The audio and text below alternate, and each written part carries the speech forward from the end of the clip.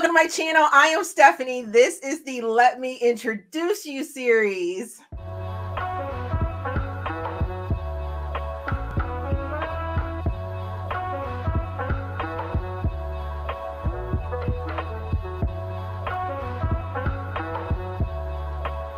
Okay, as you can tell, if you haven't figured it out, I'm really kind of excited about today's interview. I have been reading this author's books. I've been like binging them ever since I found her over on TikTok, and the Let Me Introduce You series, I'm like way ahead of myself because I'm so excited. The Let Me Introduce You series is where I get to interview some of my favorite authors, some new to me authors that I think you guys should go check out.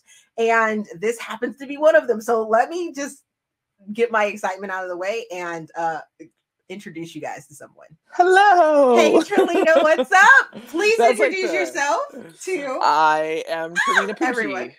I'm Trilina Pucci. I'm a writer. How's it going? I'm also incredibly shiny for some reason on camera. How's it going? Okay, so Trilina, yeah, we're just gonna dive right in because I'm like super excited about this chat because I found you on TikTok for one. Did you? Your TikToks are absolutely hilarious. Okay. And not even book related. Nobody wants to talk about my books. They just want to hear about my stupid life. It's funny. No, but your like compilation for Filthy Little Pretties was the reason I started reading you. You were like, you said like two key things that were, I was just like, I gotta read this book. You said Cruel Intentions, which is like one of my all-time 20s favorite. Yes, I love that my movie. 20s favorite movies. And then you said Gossip Girl, and I watched that show, like binged it when in my 30s. So you said those two, and I was like, I'm gonna have to check this out because normally I'm not a person that likes like high school romances. But you did your thing in it. You did your thing. I'm super far ahead in this interview, but I just had to say that. Thank you. I appreciate that. I appreciate that. Yeah. Okay, so for everyone else, what genres of or subgenres do you write in? I have a mafia series. And then my latest duet was like kind of dark mafia, Romeo and Juliet, but I don't really it's hard to pin me down because I write all over the place. Like I just, whatever kind of floats my boat at the time is what I dive into. So I don't actually have like, I'm not like a trope writer necessarily. Like I just kind of, when the story comes, it comes. Like I'm working on a rom-com right now. So it's like, I'm all over the place. Ooh. So when did you realize that you wanted to be an author? When I couldn't do my real job anymore. So I used to be a professional dancer. And I danced for, my whole life. And then I went, wow. Okay. Yeah, like professional. Yeah. And so I like used to tour with people and stuff like that. I used to dance for a living. And so, I got injured when I was like in my early 20s and I couldn't dance anymore. They were like, it's done for you. And I'm like, but my only qualifications in life are pirouettes. What will I do? And so I got like my very first real job at like a casino in Las Vegas. Cause that's where I lived. That's where I lived. And I started making like a bucket list of things to do, like a list of things that I enjoyed doing because I made a job out of something that I enjoyed. So I wanted to do that again. Writing was one of those things because I always like to write, like journal. And so I tried it out and I don't know why, but the book sold. It was trash, but it sold. And I was like, what? I'm okay at this? Because I was like, this isn't that good. But people were like, we love it. And I was like, what is happening? Right. So, you can cuss, by the way. Oh, really good. Okay. I was like, my ass drew up. I was like, oh, I'm messing up her channel. But I was like, let me try this out again. And so I did it. And then like the second book I ever wrote was Truth in the Sinful series. And so then it was really kind of my first book because the first one's unpublished. It was just, there's too many exclamation points. I was about to ask. I unpublished it because they were like, it was like, I think I looked it up and it was like, there's like 700 exclamation points. I was like, how excited are these people to fucking talk? Like everything I said was with an exclamation point. So I was like, this is terrible. I got to get rid of this book. So one day I'll rework it now that I'm like actually a good writer and I'll, take trial and error. It's fine. So that's how it came about. So are you a traditionally published, indie published, or a hybrid of those two things? So currently I am in an indie published. But oh, so does that mean maybe there's something traditional in the works? yes. Oh, well, congratulations Thank ahead you. of time. I'm just Thank like, you. Thank okay. you. Yeah. I don't want to So, jinx it, but I'm like, I think it's gonna yeah, be okay. Yeah. right, okay. I'm gonna So, put it out in the world. there we go. Yes. So we got some other things we're gonna be putting out in the world too in just a second. So are you a reader? I am. Yeah, I read a lot actually. I don't always read romance though. I read all over the place. So I really like thrillers and suspense novels and stuff like that. Like I like that kind of stuff. And then anything scary, like Stephen King. I'm like, yeah.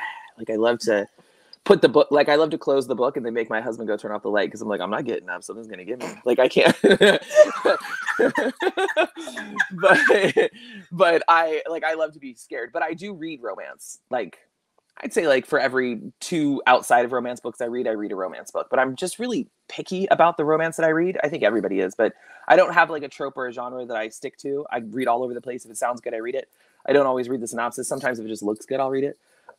But So I don't know. You're a cover lover. I do love covers. Yeah. Mm-hmm.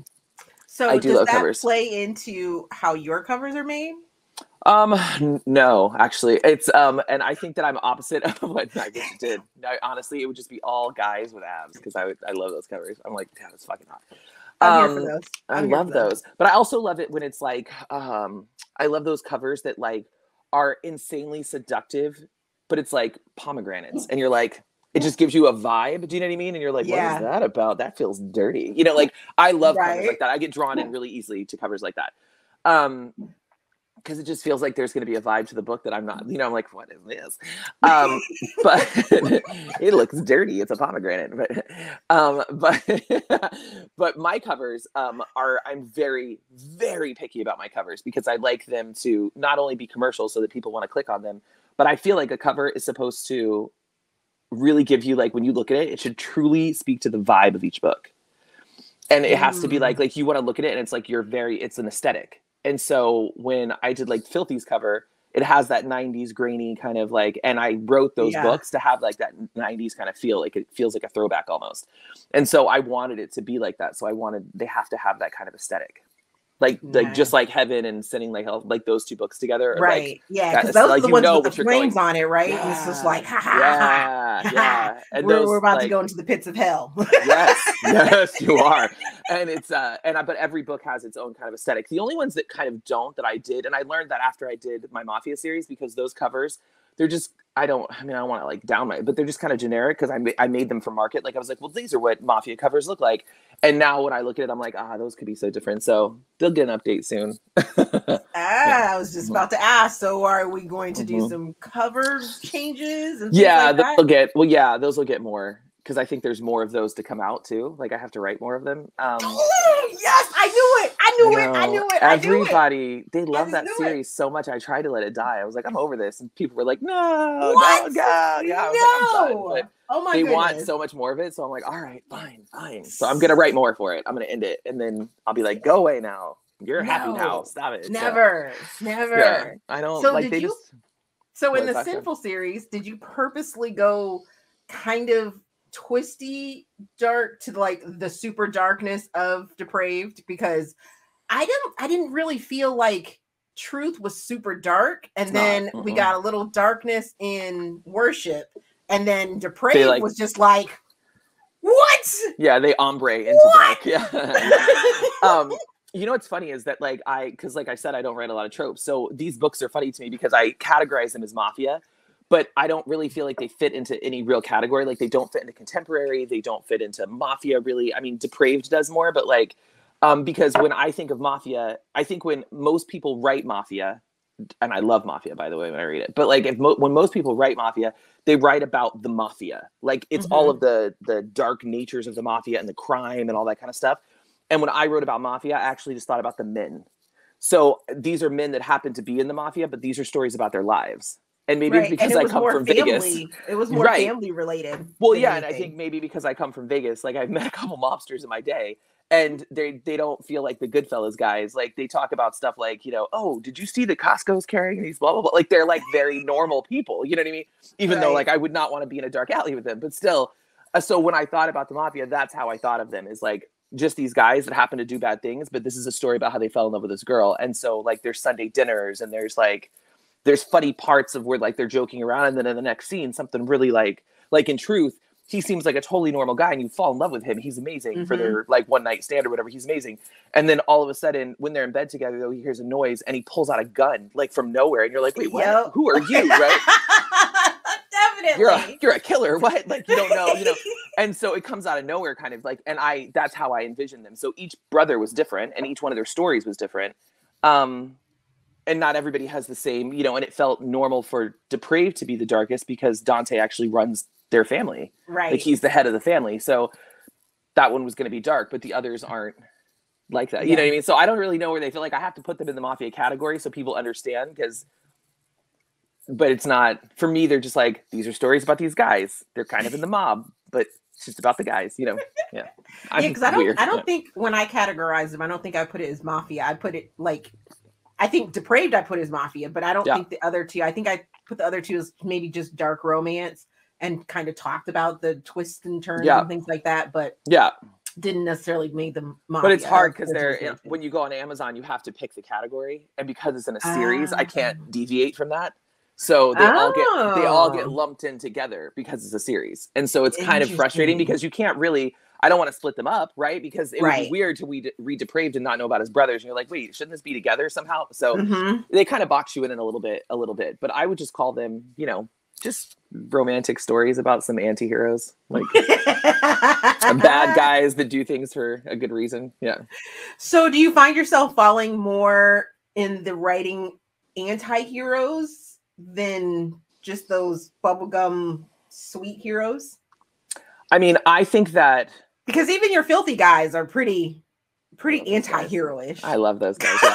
They're pretty anti-hero-ish. I think that every hero in a book has the ability to be an anti-hero sometimes, because I think that people in general are nuanced. Like they're not one thing to one person. So like you could love me and someone else could be like, that asshole, right? Like I could be somebody's villain and your hero, like in life, right? So I feel like that's what my characters are like too. So when I write guys, I think that guys to me, the most interesting guys to me when I'm writing them are ones that have a little bit of asshole, a little bit of charm, a little bit of softness, a little bit of like, arrogance. Like I want them to be like three-dimensional. So I don't mean to set out to write them that way. I just think that that's how I perceive people in general.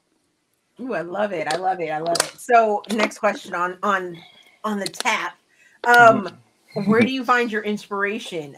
You've kind of hinted at the fact that you like to use real life aspects and stuff like that, but is there like really a place for each one of your series that you kind of drew inspiration from? Was it real life or was it like television and movies or what? I mean, it's everything. Like sometimes it comes in like the strangest forms. Like for just like for the duet, the Heaven and Hell duet, it was Romeo and Juliet, right? Like I was watching the Leonardo DiCaprio Claire Danes version.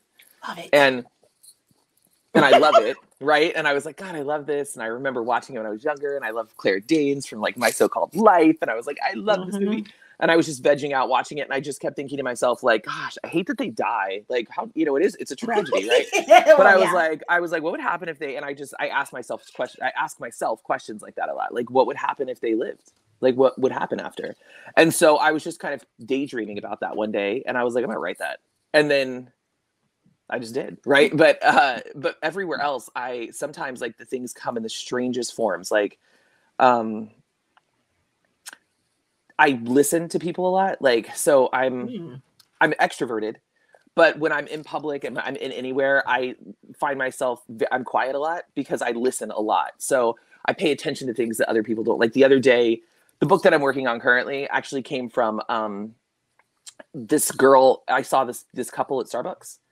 And they were sitting there, and I was just getting my coffee, and I was just waiting for it. And I was just looking around at the crowd of people inside, right? Mostly thinking, mostly I was like, don't anyone give me COVID. But I was looking around, and there was a couple there, and she wasn't paying attention to him. She was looking down at her phone, and she was reading something to him.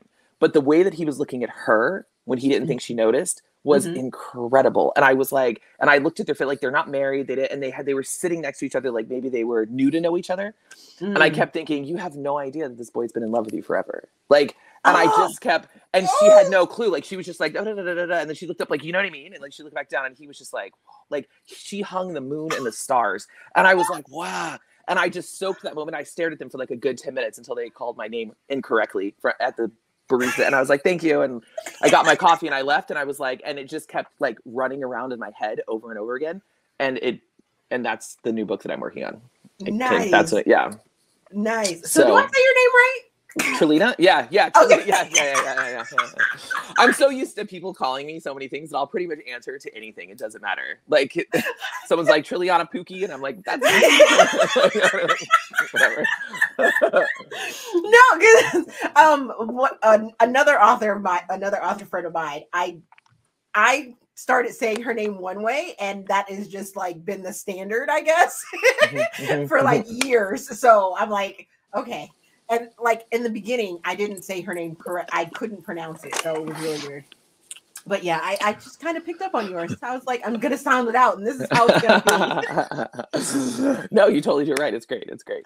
Just for everyone that's gonna be watching this interview, they're gonna be like, why is she like double fisting drinks? She's drinking coffee, and then water. My coffee is so hot. Like, my husband brought me coffee. It is so hot, but I need it for my soul so much that every time I have to literally chase it with water because I feel like it's burning my esophagus.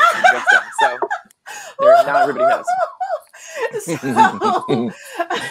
at the time of recording this, I'm on spring break with my kid, right? So all week long, I haven't had coffee or anything like that. Yesterday, I broke down and was like, I'm going to get coffee. My husband was like, it's like 4 p.m. I was like, I'm tired. I need a nap. I got to go get my coffee. When your body calls for it, it calls for it. Okay. I don't argue with it. I'm just the vessel. It's fine. Right? And then I double fisted coffee, and that was a bad thing. That was a very bad thing. You're up until like midnight. You're like, no, see, coffee doesn't keep me awake. It just kind of does. It helps. Right. Keeps you moving. Right. Yeah. Like, Yeah. And double fisting it in the afternoon just wasn't a good thing. So, oh my goodness. So, question of the sort of years, do you foresee having diverse characters in your books?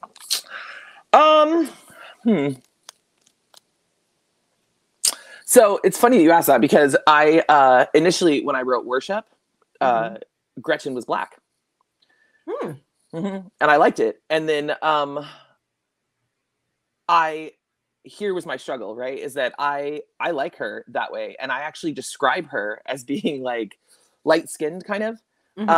But nobody picked up on that. And I didn't think about it. Like, it just in my head is what I saw.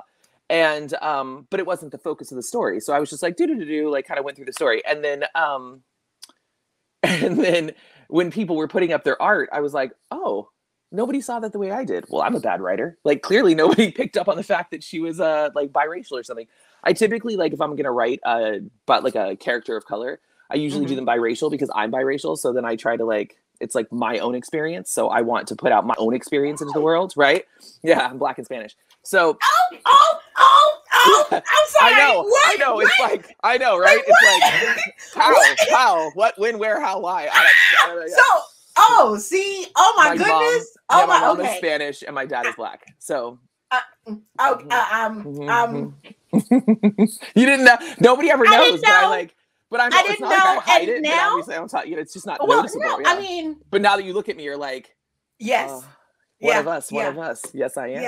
Yeah. And now I can put you in like my Black authors category, and I'm just dude, I would let nobody ever like. It's so funny because nobody includes me in that kind of stuff, and I've always been like, I'll be on my Insta story with like my dad or something, or I'll show, like put a picture of us, and people are like, wait, you're biracial, and I'm like, yeah, and they're like, oh, so can I add you to like Black History Month authors? And I was like, if you would like, I'm like, you're going to get kickback though, because this skin is, I'm carrying a privileged backpack. It's very pale. Like, get out of here. It's very pale. Shoot, but I just, I live my life. Like it doesn't occur to me to tell other people, right? Because I'm just going through my day. But when people find out, they're like, oh my God, like, it's like, it's funny. Oh, I love it. It's going to be like the first thing that I'm saying now. I'm like, Yeah.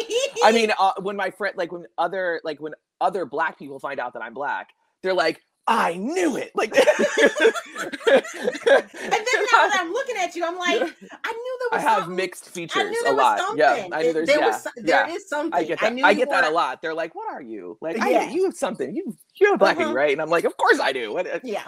Because the excellence, the excellence, the excellence bleeds out. I love it. Yeah, but I do want to have more diverse characters, but I think that I also, the worlds that I've written in, like, I wrote the mafia, right? Like, there's Italian people, like, I'm writing about Italian people, right? So it's mostly just Italian people. They have, and it's, unfortunately, because it's the mafia, they don't really participate in the world. Well, yes, they kind of have a bad rap. They do. They do, but they also they don't participate in the world in general. Like, it's not like they go down to the local store and they're talking to their buddies. They don't have people like that. They stick in their bubble, right? So I wrote about these men and their bubbles, right? And then I went to Filthy Little Pretties, and it was the 1%.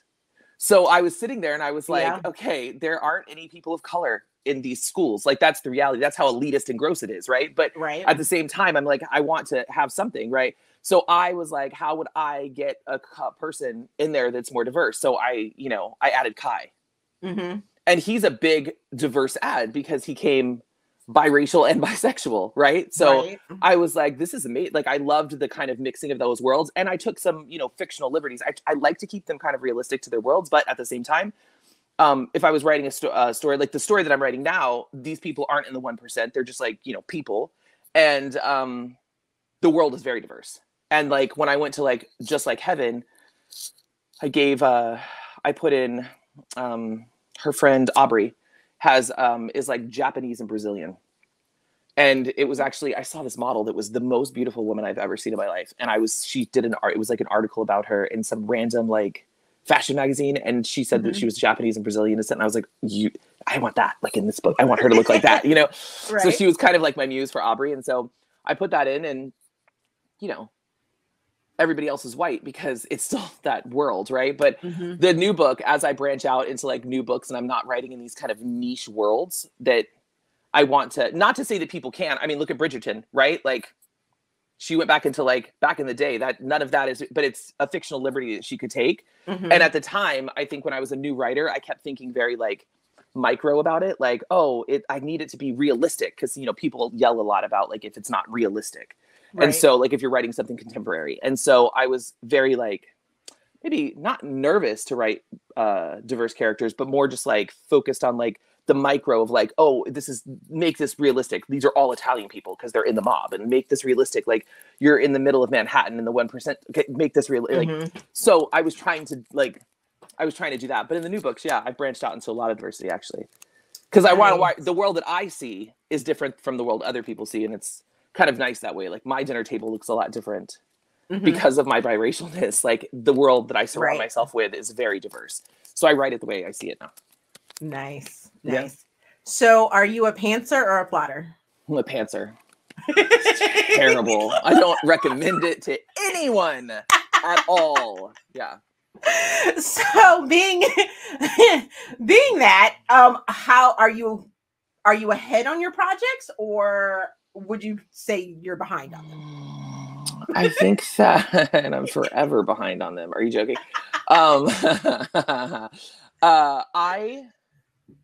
I don't know. Like, my editor would say I was behind. She's always like, "Is it done yet?" And I'm like, "Sure."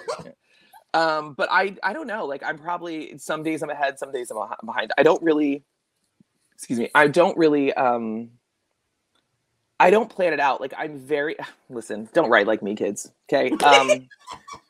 I don't plot anything out. I know the beginning and the ending. That's all I know. Everything up in the middle is up for game, and it can completely change, but I know how it ends and I know how it begins.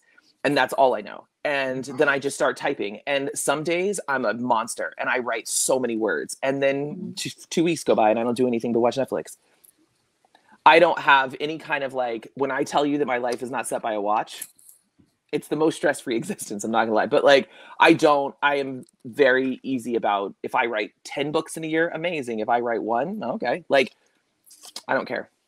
So I take my sweet time, to everybody's dismay, by the way. I take my sweet time. Oh my They're like, we hate that girl. She takes too long. I'm like,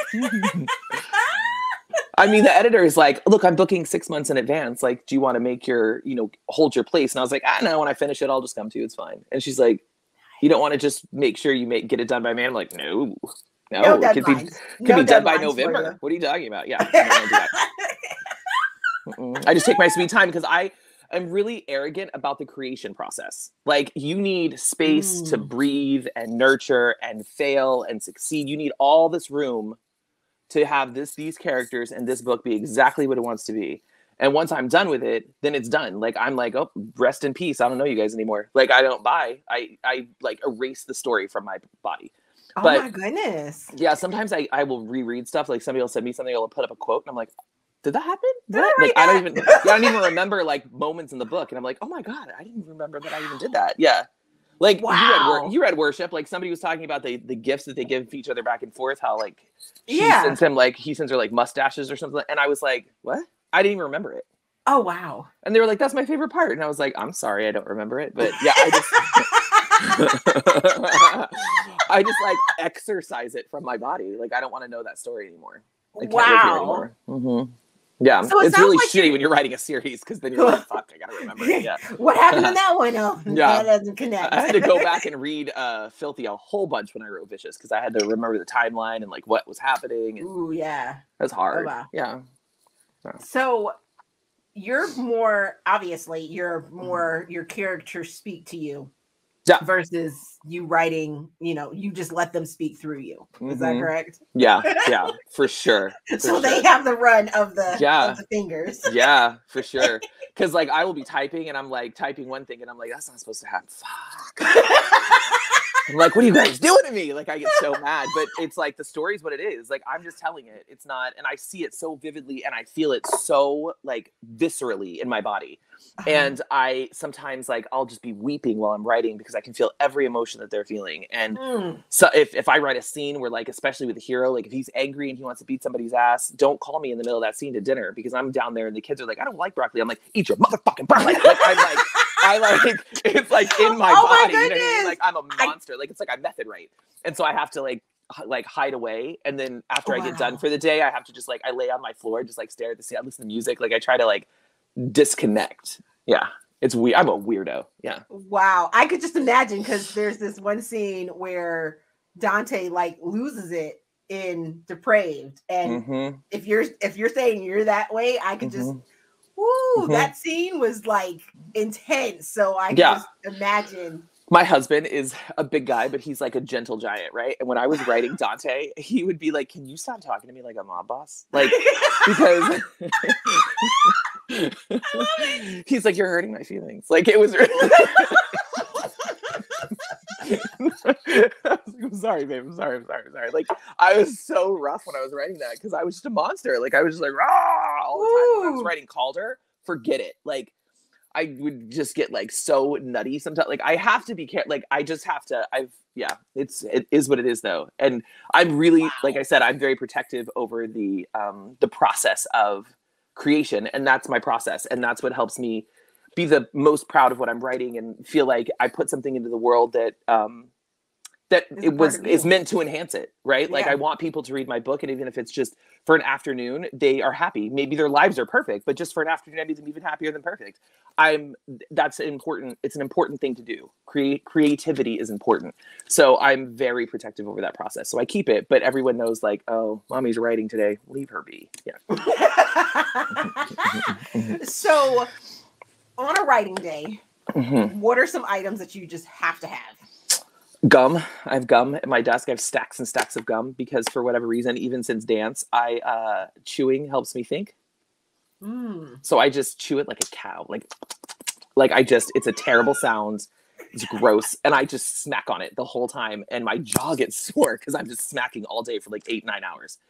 And I just type while you can just hear clicking and like, like a weirdo. Yeah. So I do that. That helps. And then I have a mini fridge in my office just stocked with water because I just down water nonstop. And then I like will write, and then run to pee and then come back and like write because I'm drinking so much water, you know. And then my headphones, because I block everything out and listen to music. Sometimes to the same song on loop, like just over and over and over again. Okay. So yeah. The more I talk about this, the more I realize I sound like a psycho. I'm like, sorry, guys. No. Oh, no. I am so fascinated. I'm not even a writer and have no desire to be a writer. But this is just the most fascinating process. Like, oh my God, your process is and everybody has a lot of like eccentricities that go in. You know what I mean? Like everybody has those kind of like quirks of writing that they do. But mine are... And I have to be alone, like in my office. Like I lock the door, shut the door, because I whisper to myself like the lines sometimes. And so you'll like, if you think about it though, like, because I hear music and stuff in my ears, right? But if you were to walk into the room, think about this, it's like dead quiet in the room. You can't hear anything because all the music's like here, right? So like if you were to walk in and look over my shoulder, all you see is you hear, right? Like tapping on my keyboard, me smacking gum and occasionally going, shut the fuck up, shut the fuck up.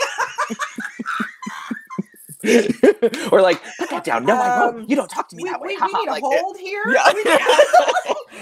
we need a psych hold. It's like the spookiest place to be in. Do you know what I mean? And sometimes I keep all the lights off, so like it's just spooky. Like I just am You type in the dark too. Mm-hmm. Yeah. Oh my God. Yeah, I like it to be dark. Okay, so song on current loop for this new book. I don't have a song on current loop for this new book, actually. I have a playlist on loop, which is, I mean, not even my playlist, actually. I found it. Anyone can download it. It's called the Home Office playlist on Apple. Really? Yeah. Like, I can't get out of my phone to show you, but it's like the Home Office playlist or something like that. And it's such a good playlist. And I just listen to it because I just want to stay kind of upbeat the whole time because it's the book that I'm working on is a rom-com. So, like, I just kind of stay upbeat and happy, like while I'm. Well, if I can find it, I'll find the link for you when we're done here. I'll find the link and I'll send it in the description, so you guys can go check this out because I'm just like, it's really good. I like it. Yeah. Nice. Oh my goodness. It's just like a lot of really fun, like music that's like really nice in the background. Like I would imagine that would be at like a store, like, you know, when you're shopping and you find yourself just kind of like, hey, like as you're like looking at aisles, yes, like, and you're like, you know, kind of like browsing. Like it makes me happy the whole time when I'm listening to it, but it doesn't like break my concentration or keep me in one specific kind of mood. You know what I mean? I love it. All right, so if you could have one movie or one book, not movie, one book or series come to movie, television, or limited series like Netflix, which one would it be? And who would you fan cast as your main characters? I know. Of my books or something. My books, right? Even though you download them and you don't remember them.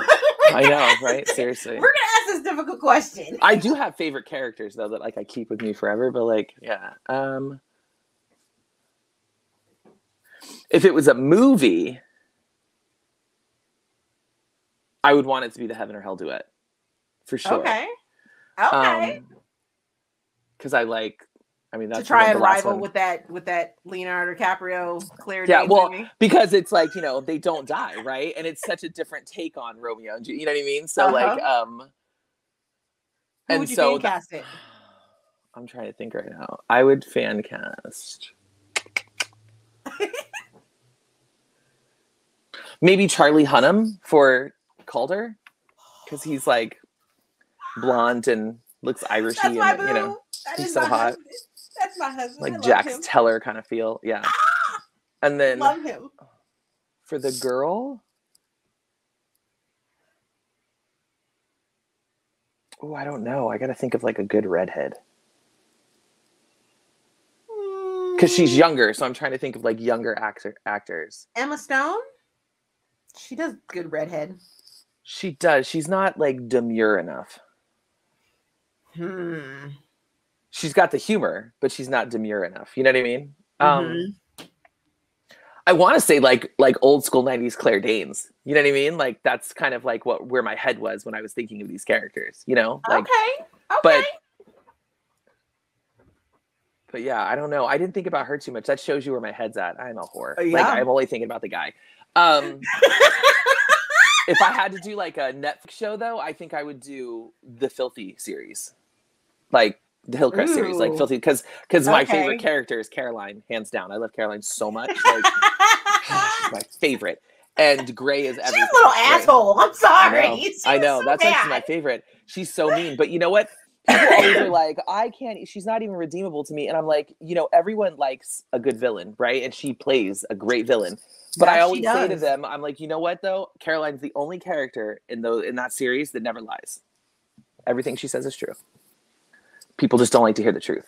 Oh, damn. There's not one time that she tells a lie. Damn, why you gotta blow my mind like that? Because now I'm thinking back, I'm like, damn, she didn't. She never does. She just tells your truth to your face and how she sees it. And no one wants to hear that, ever. Wow. Yeah. And they all hate her because they're like, she tried to break up, the people or whatever. And I'm always like, she sat in the back of a limo and told a girl that she liked a boy. And that girl was like, too bad.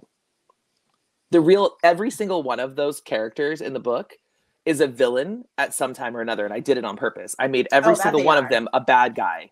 Gray was kind of a jerk sometimes. Liam was a jerk. Like Donovan was a jerk. Everybody was the bad guy. And they fluctuated between like pretending to be someone that they weren't. Like they were like, no, but I'm good. I'm just having a moment, right?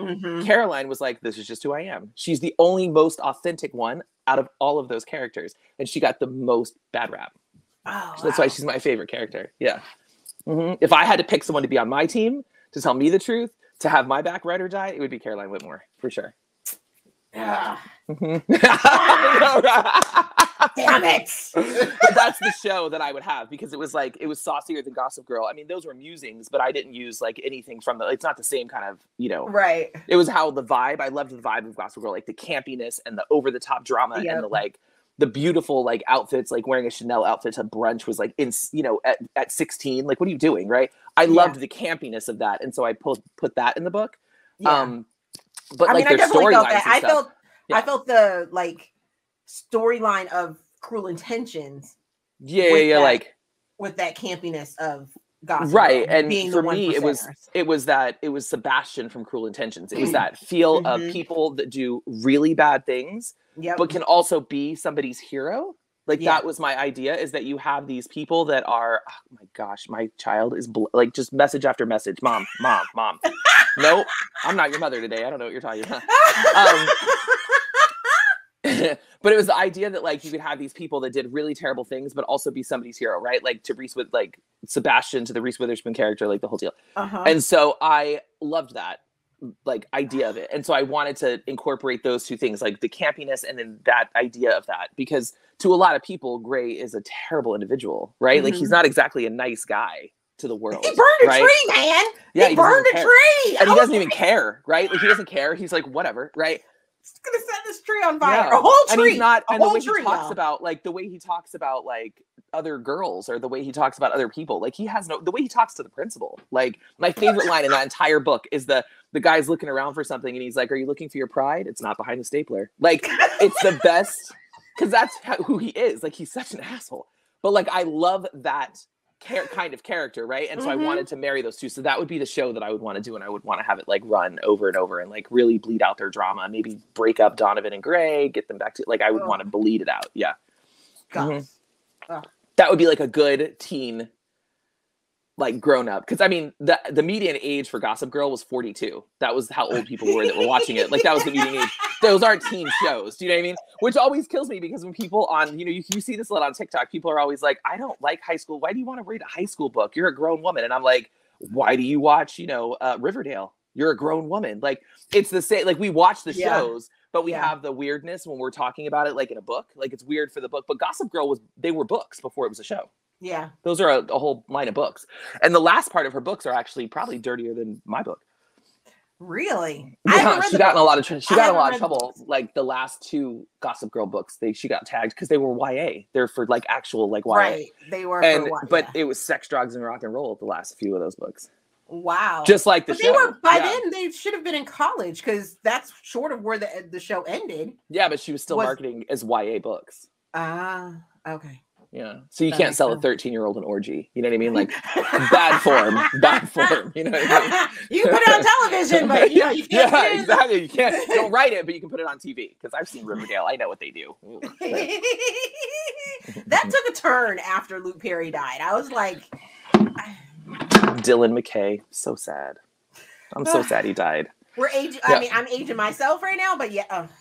Listen, I'm fine being 45. I was there when it started. All you people think you have new ideas, like, oh, we should put it. No, you don't know what Brenda was like. Okay, let me tell you for real. Okay, that's a real villain right there. Okay. Yes. Love it. Yes. Ooh. Alrighty. So I have 3 random questions for you. I picked them out of my pod deck. Thank you for giving me your favorite number. So they are completely random, except for the fact that you gave me your favorite number. Random light. It's fine. Yeah. But I haven't read them, so don't be surprised if I can't read them out loud to you because I didn't. Yeah.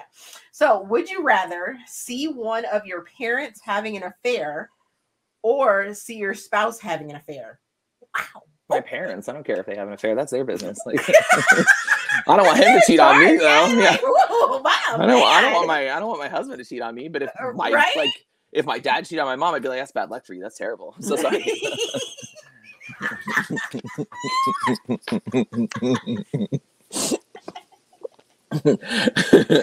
They're divorced, so I can make that joke. They're divorced. That's even funnier, right?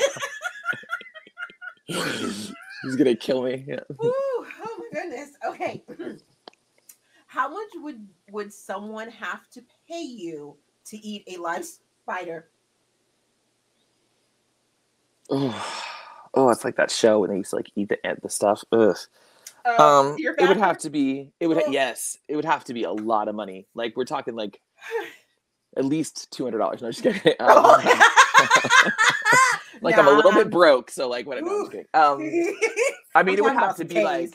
It would have to be, like in the thousands for sure. Like if I mean, I'm a little bit cheap though. So if somebody was like, because I'm really actually thinking about this. Like $1 million is the answer somebody would really give. But like, how much would somebody really have to offer me? Because, No, mine would be like a lot. Because I feel like I would consider it if somebody was like, I'll give you $500. I'd be like, I just watched an episode of 911 where the guy had like spiders and he hired a spider sitter, and then one of the spiders got out and cocooned the guy. No. Oh, I don't like spiders, but I feel like I could like do like super quick, like I could get it done for like $1,000, like $1,000. For sure. No, you couldn't even get me close to a spider. Listen, if I was drunk, you get it for free. Like I was drinking. Trilina, come eat a spider. Okay, like I would.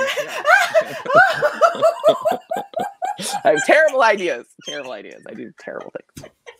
Alrighty, and our last question. If you could undo one moment in your life, what would it be?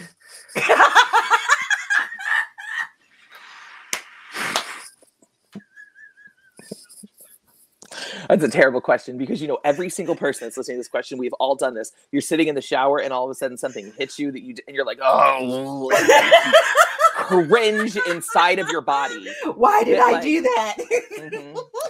This is the one I'm just going to, because it happens to me all the time. There's always something at least weekly that I'm like, why did I say that? Because I run my mouth without filter, without thought. Like I just blah, blah, blah, right?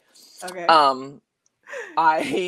Last week I was at a dinner party and we were talking and I'd worked out like the day before and I was super stoked because I was bragging about how I ran a mile.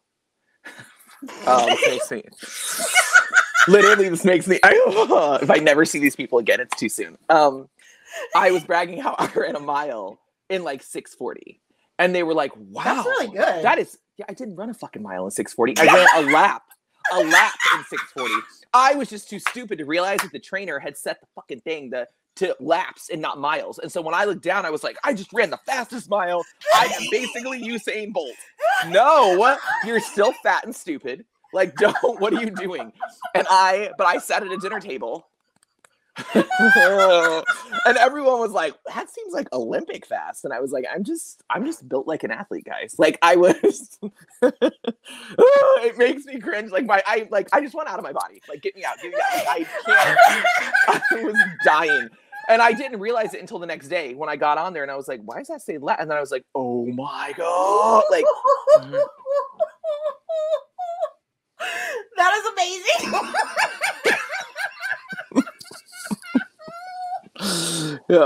Yeah. So now there's a whole bunch of people that are like, she's so fast. Nuh-uh. If you're counting on me to get us out for the fire, we're all dying. Okay, because it took me 6 minutes to run a lap. Like 20 minutes to run a mile. We're all dead. No zombie apocalypse. You practically walked it. It's okay. Yeah. So embarrassing. But that's me. I'm like, it's amazing. I was walking. I wasn't even sprinting. Like what? Yeah. So that was just last week. Yeah. Oh my God. So that was the perfect ending for this. I hope you guys enjoyed this as much as I did, because this was just informative and so much fun. I will have all of Trilina's information down in the description box so you guys can go follow her everywhere, check out her books and everything like that. Yay. A huge thank you for joining me in this talk. And thanks for inviting me. You know, getting to know you a little bit better. I think I know you a little bit better. I'm so excited now. I'm so excited. I have new things to say about you. But thank you so much. You're welcome. Thanks for having me. Oh my gosh, you guys. I really hope you had as much fun as I did with that interview. It was so much fun to learn all those new things about Trilina and everything like that. Like I said, I will have all of her links down in the description box so you guys can go check it out. If you enjoyed this video, please give it a big thumbs up, subscribe to the channel. Also, there is a feedback form down in the description box so you guys can help me improve my channel. Thank you for watching, and we will see you in another video.